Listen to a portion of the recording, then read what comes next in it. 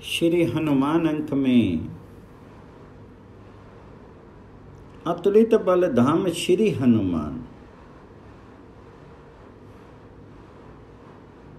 बलम बलवताम चाहम। इस गीतोक्ति के अनुसार सभी बलवानों के बल स्वयं भगवान ही हैं। क्रुद्ध रावण ने बंदी हनुमान जी से जब पूछा कि केही के बल घाले ही वन खीसा, तूने किसके बल पर वन को उजाड़ करके नष्ट कर डाला। तब शील और तेज के समन्वित रूप हनुमान जी ने अपना निर्भीकता के साथ उस बल का स्पष्ट परिचय दिया। सुनु रावण ब्रह्मांड निकाया, पाई जासु बल बिरचति माया। जाके बल विरंची हरि ईसा, पानन सिरजत हरत दस ईसा। जा बल शीस धरत सहसानन, अंडकोश समेत गिरी कानन। धरी जो विविध देह सुत्राता, तुमसे सठन सिकाहनु दाता। हर को दंड कठिन जेहि भंजा, तेहि समेत नृप दल मद गंजा। खर दुखन त्रिशिरा अरुबाली, बद्धे सकल अतुलित बलशाली। जाके बल लवलेश ते, जितहु चराहर झारी। तासु दूत मैं जा करी, हरि आने हूँ प्रिय मारी। माया ब्रह्मा विष्णु और महेश तथा शेष का बल भी श्री राम जी का ही बल है, जिनके बल के शुद्र अंश को पाकर के संसार के शुद्र जीव भी बलवान बनते हैं। जो अतुलित बलवानों का भी वध करने योग्य हैं, वे ही भगवान श्री राम वस्तुतः अतुल बलशाली हैं। जय तैती बिलो राम कह करके पवन नंदन ने उन्हीं अतुबली भगवान श्री राम का जय जयकार किया है। जनकपुर के दूतों ने भी राजन रामू अतुल बल जैसे मानस कहकर के राजा दशरथ से उन्हीं श्री राम जी के अतुल बल का बखान किया था। वे ही अतुल बली श्री राम पवन कुमार के हृदयागार में धनुष और बाण धारण किए हुए नित्य निवास करते हैं। जासु हृदय आगार बसी, राम सर चाप धर। वस्तुतः हनुमान जी का हृदय पवित्र एवं सुंदर आगार है।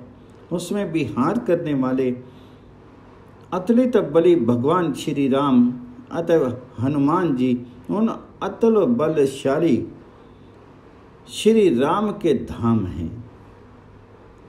हनुमान जी का बल अपना बल नहीं है, वह तो अतुलित बलि श्री राम का ही बल है। हनुमान जी तो उस अतुलित बल के धाम मात्र हैं। तभी तो गोस्वामी तुलसीदास जी ने अपनी रामचरितमानस के सुंदर कांड में अतुलित बल धामम कह करके हनुमान जी की वंदना की है। और हनुमान चालीसा में भी रामदूत अतुलित बल धामा लिख करके उनका जय जयकार किया है। त्रेता युग में अतुलित बलशाली बहुत थे। खर दुखन त्रिशिरा बाली मेघनाद रावण आदि अतुलित बलशाली ही तो थे। बाली और रावण इससे मुख्य थे, किंतु उन दोनों का भी बल श्री हनुमान जी के बल की तुलना में न्यून था। भगवान श्री राम ने महर्षि अगस्त्य से अपना यही विचार हनुमान जी के विषय में बतलाया है। बाली और रावण दोनों का बल अतुलनीय था, पर इनका बल भी हनुमान के बल के समान नहीं है, ऐसा मैं समझता हूँ। शूरता, निपुणता, बल, धीरता, बुद्धि, नेति, विक्रम और प्रभाव का हनुमान में निवास है। आगे फिर श्री राम जी ने महिषी को समझाया, युद्ध में यमराज, इंद्र, विष्णु और कुबेर के वैसे वीरतापूर्ण कर्म नहीं सुने जाते जैसे हनुमान जी के हैं। इन्हीं के बाहुबल से मैंने लंका, सीता, लक्ष्मण, विजय, राज्य, मित्र और बांधवों को पाया है।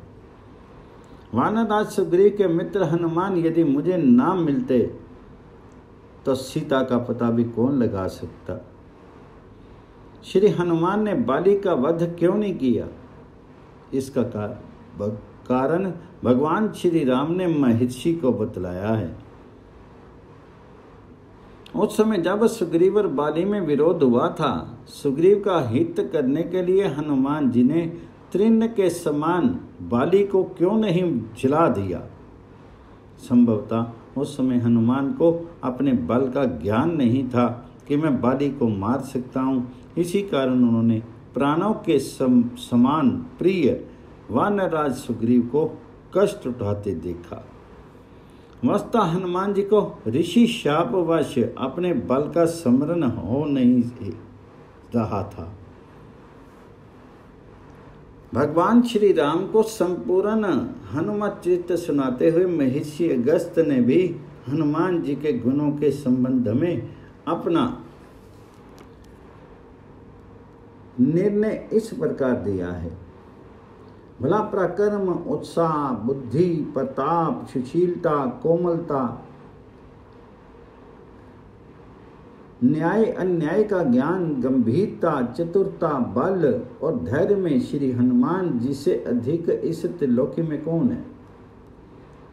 श्री हनुमान जी रावण का भी वध कर सकते थे, परंतु रावण वध का यश भगवान श्री राम को प्राप्त हो, इसी विचार से उन्होंने स्वयं उसके वध की उपेक्षा कर दी।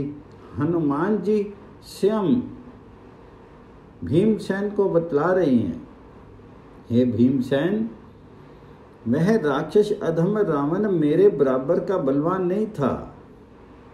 यदि उस लोक पीड़क को मैं मार डालता तो राघवेंद्र श्री राम को यश नहीं मिलता, इसलिए मैंने उनकी उपेक्षा कर दी। हनुमान जी चाहते तो लंका के सारे राक्षसों को अकेले ही मौत के घाट उतार सकते थे।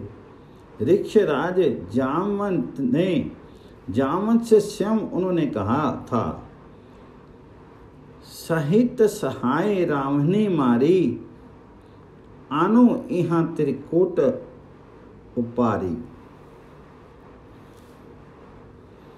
रावण को भी हनुमान जी के अतुल बल का पक्का ज्ञान था, तभी तो वह मेघनाद को समझा रहा था। वायुपुत्र हनुमान के सामर्थ्य की ईता नहीं है। वह कितना बड़ी है इसका निश्चय नहीं है। अग्नि के समान तेजस्वी वह वानर किन्हीं साधन विशेषों द्वारा नहीं मारा जा सकता। अपने 5 सेनापतियों को भी रावण ने हनुमान जी के बल के संबंध में समझाया था। मैंने विपुल प्रकर्मी बाली, सुग्रीव, महाबली जामवान, सेनापति नील और द्विद आदि अन्य वानरों को भी देखा है, परंतु उनके कार्य इतने भयंकर नहीं हैं और ना उनका इतना तेज और पराक्रम ही है। ना उनके बुद्धि है, ना बल है और ना ऐसा उत्साह ही है। उनमें रूप बदलने की ऐसी शक्ति भी नहीं है। वस्तुतः वानर के रूप में आया हुआ ये कोई बड़ा शक्तिशाली दिव्य प्राणी है। रावण तो अपने बल के समकक्ष किसी के बल को मानता ही नहीं था, फिर भी वह हनुमान जी के बल का लोहा तो मान ही गया था। अंगद के सामने उसने अपने बल की बहुत डींग हाँकी, किंतु हनुमान जी का ध्यान उठते ही वह ये स्वीकार करने को विवश हो गया कि हे कपि, एक महाबलशीला आवा प्रथम नगरो जे ही जारा। रावण की यह स्वीकृति है कि अतिरिक्त बल धाम हनुमान जी के अतुल बल की विनय वैजंती है, विजय वैजंती है। हनुमान जी का बल पारावार अपार और अथाह है। आज तक किसी ने भी इन अतिरिक्त बल धाम के बल की था नहीं पाई। जो युद्ध में सामने आ गया उसे ही मुखी खानी पड़ी, चाहे वह भट्ट हो या सुभट्ट, महाभट्ट हो या दारुण भट्ट। अशोक वाटिका का युद्ध इसका प्रमाण है। कई दिनों के भूखे हनुमान जी परम्बा श्री जानकी से आदेश लेकर के मेघनाथ से भी अधिक प्यारे रावण के अशोक वन में प्रविष्ट हुए। जब मधुर मधुर फलों का आहार पूरा हो गया, तब वृक्षों को उखाड़ने उजाड़ने का काम आरंभ हो गया। जब पहरा देने वाले भट्टों ने हस्तेश किया, तब उनमें से जो सामने आ गए वे तो सुरधाम चले गए, और जो भाग गए उन्होंने जाकर के रावण को इसकी सूचना दी। नाथ एक आवा कपि भारी, ते ही अशोक वाटिका उजारी। खाइसी फल अरु बिटप उपारे, रक्षक मर्दी मर्दी मही डारे। पर हरि भट्टों से सूचना पाकर के रावण ने अपने ही तुल्य प्रकर्मी 80,000 किंकर नामक राक्षसों को, प्रहस्त पुत्र जम्बो माली को, 7 मंत्री पुत्रों को तथा 5 सेनापतियों को क्रमशः भेजा। उन्हें देखते ही युद्ध के उत्साह में हनुमान जी ने बड़ी भयंकर गर्जना की। उन्होंने कुछ चुने चुनाए भट्टों को भी काल के गाल में पहुंचाया और कुछ चोट खाए हुए अधमरों को रावण के पास समाचार पहुंचाने के लिए छोड़ दिया। वे घायल राक्षसी गुहार लगाते हुए रावण के पास पहुंचे। इस बार रावण ने अपने प्रिय पुत्र कुमार अक्षय को युद्धार्थ भेजा। वह महाभट्ट सुभट्टों की सेना लेकर के चला। उसे आता देख करके हनुमान जी ने एक वृक्ष को हाथ में लेकर के उसे डांटा और देखते ही देखते उसका वध करके पुनः ऊंची ध्वनि में गर्जना की। पुनि पठयऊं ते ही अच्छ कुमारा, चला संग ले सुभट्ट अपारा। आवत देखी बिटप गही तरजा, ताही निपाती महाधुनि गर्जा। अशोक वाटिका में हनुमान जी को 4 बार युद्ध करना पड़ा। 4 युद्धों के तारतम्य को हम इसके गर्जन से समझ सकते हैं। पहली लड़ाई प्रहारी भट्टों के साथ हुई। वह इनकी दृष्टि में इतनी हल्की रही थी कि इन्हें युद्ध का उत्साह ही नहीं आया, इसलिए इन्होंने साधारण गर्जन भी नहीं किया। दूसरी लड़ाई रावण के द्वारा प्रेषित जाने माने भट्टों के साथ हुई। उनमें इन्हें थोड़ा युद्ध उत्साह आया, इसलिए इन्होंने साधारण गर्जन किया। तीसरी लड़ाई महाभट्ट अक्षय कुमार के साथ हुई। रावण पुत्र अक्ष का वध करके ये युद्ध उत्साह में जोर से गरजे। चौथी लड़ाई दारुण भट्ट और अतुलित योद्धा मेघनाथ के साथ हुई। मेघनाथ को देख करके इन्होंने 3 क्रियाएं एक साथ की, कटकटाए, गरजे और दौड़े। कपि देखा दारुण भट्ट आवा, कटकटाई गरजा अरु धावा। हनुमान जी के बल की था न भट्टों ने पाई, न सुभट्टों व महाभट्टों ने। रावण से मिलने के ही उद्देश्य से दारुण भट्ट मेघनाथ के द्वारा किए गए ब्रह्मास्त्र के प्रयोग का हनुमान जी ने सम्मान किया, अतः मूर्छा की लीला की। तब मेघनाथ नाग पाश में बांध करके इन्हें रावण की राज्यसभा में ले गया। रावण से मिलने के बाद लांगोल दाह की तैयारी पूरी होते ही इन्होंने अपने विशाल शरीर को योग बल से इतना संकुचित किया कि उन्हें बंधन से सहज ही मुक्ति मिल गई। इसके बाद विश्व विजयी रावण तथा स्वर्ग विजेता मेघनाथ के देखते ही देखते अपने संपूर्ण लंका का पूर्ण रूप से अग्नि संस्कार करके अपने अतुलित बल का झंडा रावण और समस्त लंका वासियों के अंतःस्थल पर गाड़ दिया। हनुमान जी लात, लांगूल और मुक्का तीनों से प्रहार करते हैं। इनके तीनों अंगों का बल अद्वितीय तथा अमोघ है, फिर भी इनके मुक्के का प्रहार विशेष सबल और अचूक है। लंका के तीनों विशिष्ट वीर रावण, कुंभकर्ण तथा मेघनाथ इनके एक एक मुष्टि प्रहार को भी सहन नहीं कर सके। परिणामतः तीनों मूर्छित हुए। इनके क्रमशः उदाहरण लीजिए। प्रचंड शक्ति प्रयोग के द्वारा मूर्छित लक्ष्मण को जब रावण उठाने लगा तब वह उससे उठ नहीं सके। इतने में ही हनुमान जी ने लक्ष्मण को देख लिया और देखी पवन सुत धायूं बोलत बचन कठोर, आवत कपहि हनियो तेहि मुष्टि पर हार पर घोर। फिर भी जानू टेकी कपि भूमि ना गिरा, उठा संभारी बहुत रिस भरा।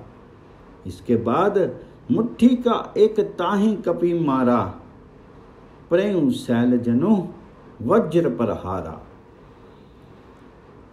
रावण का मुष्टि प्रहार पर घोर था, फिर भी वह हमारे हनुमान जी को गिरा नहीं सका। इधर हनुमान जी की मुष्टि प्रहार से चारों खाने चित्त हो गया।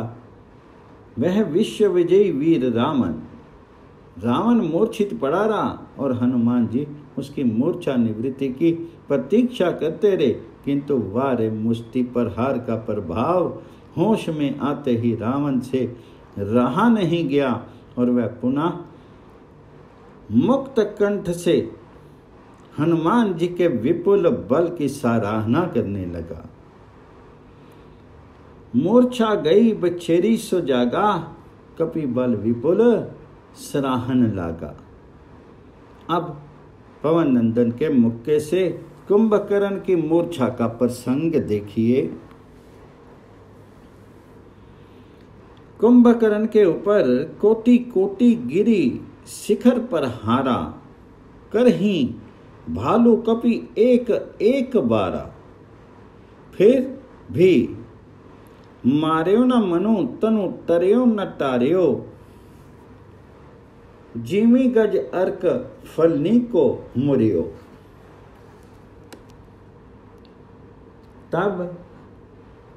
तब मारुत सुत मुट्ठी का हनियो, परिणाम परयो धरनी व्याकुल सिर धुनियो। कुंभकर्ण कोटि कोटि गिरी शिखर पर हार को सहता हुआ भी युद्ध में निर्बाध बढ़ता जा रहा था। वह पवन आत्मज का मुक्का लगते ही व्याकुल होकर के धरती पर ढेर हो गया और लगा सिर पीटने। जो कार्य असंख्य योद्धाओं द्वारा कोटि कोटि गिरी शिखर पर हार करने से भी नहीं हो सका, वह वायुपुत्र के एक मुक्के की मार से तुरंत संपन्न हो गया। धन्य है वायु कुमार और धन्य है उनका ये मुष्टि पर हार। कुंभकर्ण ने भी रावण को समझाते हुए हनुमान जी के बल की प्रशंसा जी खोल करके की थी। हे दस शीस मनोज रघुनायक, जाके हनुमान से पावक। मेघनाथ तो अशोक वाटिका के युद्ध में ही हनुमान जी के मुक्के से मूर्छित हो चुका था।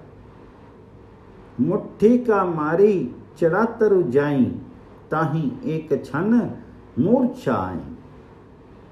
हनुमान के मुक्के का मर्म जान लेने के बाद मेघनाथ अपने आप को उनके सामने सदा पराजित अनुभव करता था।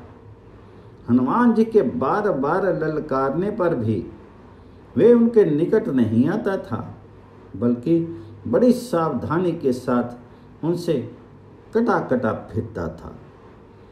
बार बार पचार हनुमाना, निकट न आव पर मुँह सो जाना। ये है अतिरिक्त बलधाम हनुमान जी के मुष्टि प्रहार का अनोखा चमत्कार और सदैव ही अभिनंदनीय है श्री पवन नंदन का ये अतुलित बल। बोलो पवन पुत्र हनुमान जी की जय। श्री हनुमान अंक में अद्भुत राम भजन रसिक हनुमान, भय हैं भगत भगवंत के भजन रस। हुए रे विवेकी जग जाने जिन सपनों, सेवा ही के बल सेवा आपने कराए पुनि। पायो मनोरथ सब काहू आप अपनो, ये अद्भुत सेनापति है भजन कोई। कहेऊ न बनत तन मन को अर्पणो, जैसे हनुमान जानियो भजन को रस जिन। राम के भजन ही लो जीव्यो मांग्यो अपन। पवन पुत्र हनुमान जी की जय।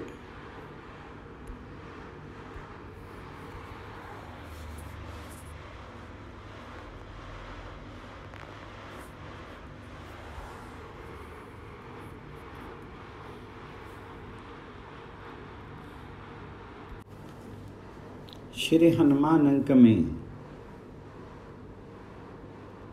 अद्भुत पराक्रमी श्री हनुमान,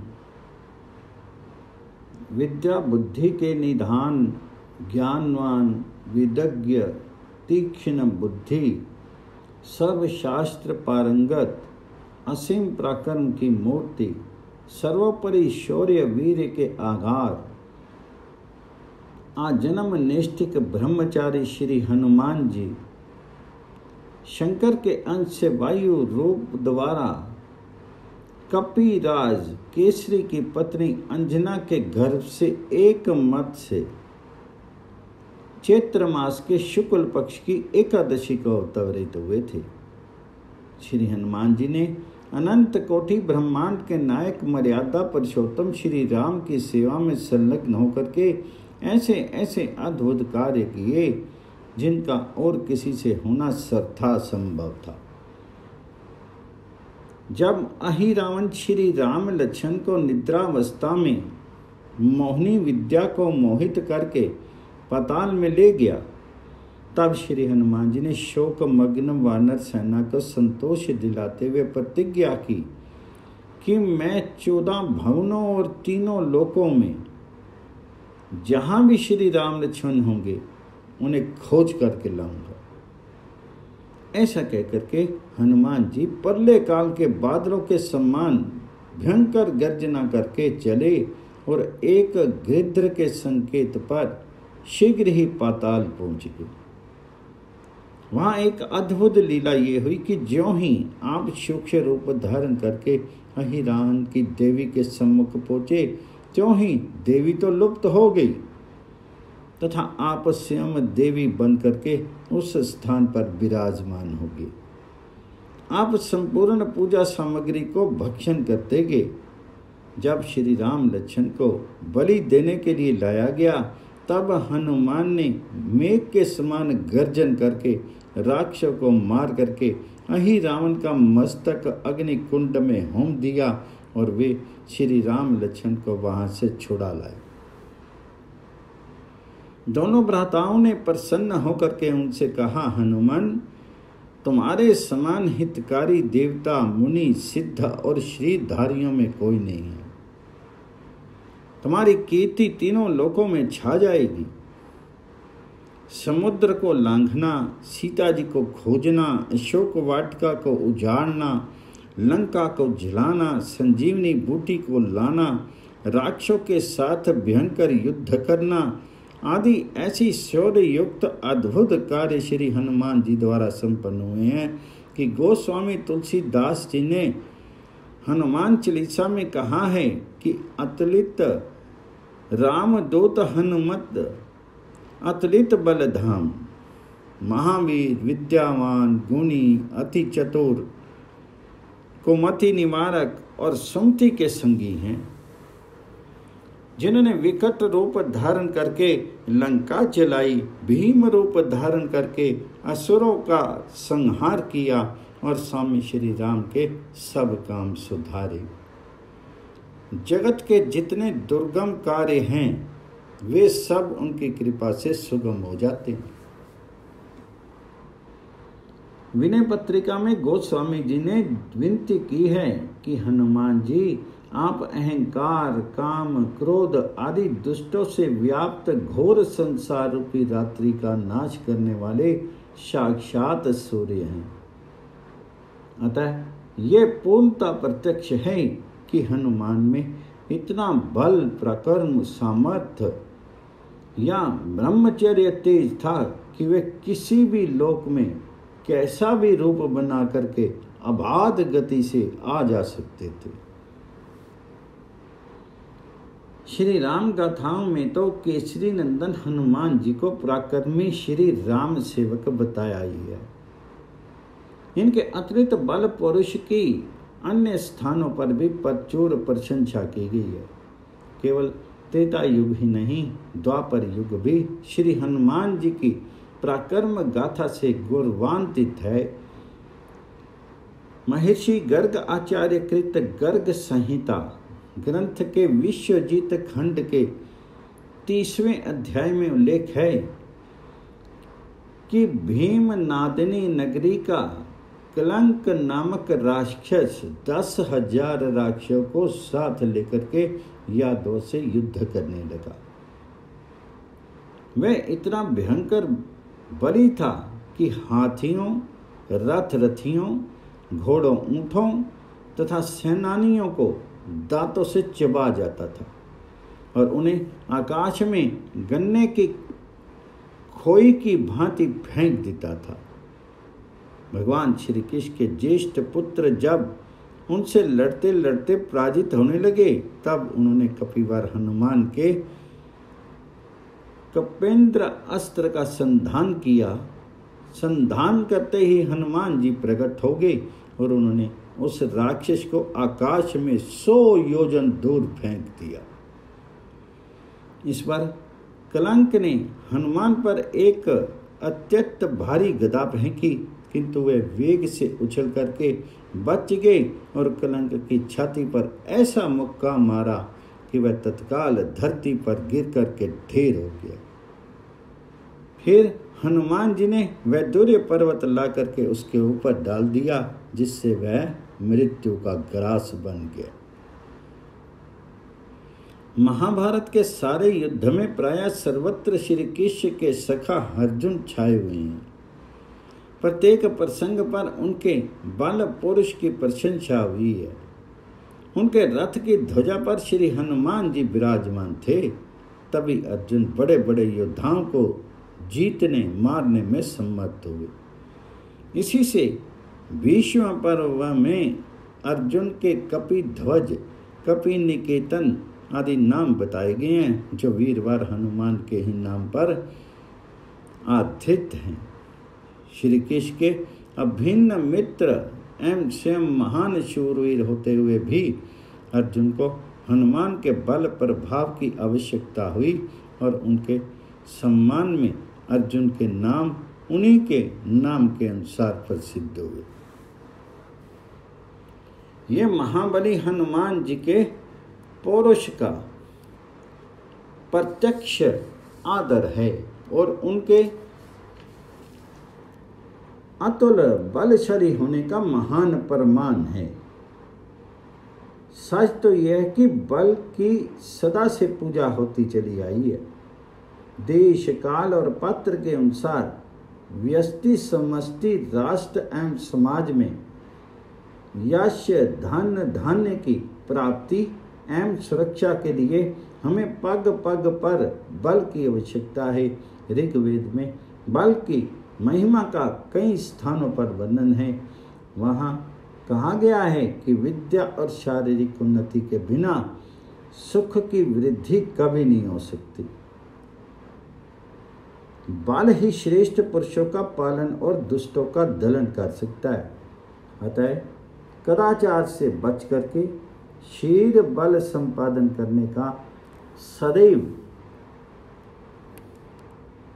प्रयत्न करना चाहिए। इसलिए तो हमारे देश में आज से नहीं, सुदीर्घ काल से बल के पुंज, कृपा के सागर श्री हनुमान जी की आराधना, भक्ति, ज्ञान, श्री, धर्म, शक्ति, सामर्थ्य, प्रत्यर्थ एवं असाध्य रोगों तथा भारी संकटों के निवारणार्थ विश्वास, भक्ति, श्रद्धा सहित होती चली आ रही है। सर्वत्र ही सभी जाति और संप्रदाय के अमीर गरीब श्री हनुमान के पूजा पाठ अनुष्ठान आदि में संलग्न रहते हैं और उसका शुभ फल प्राप्त करते हैं।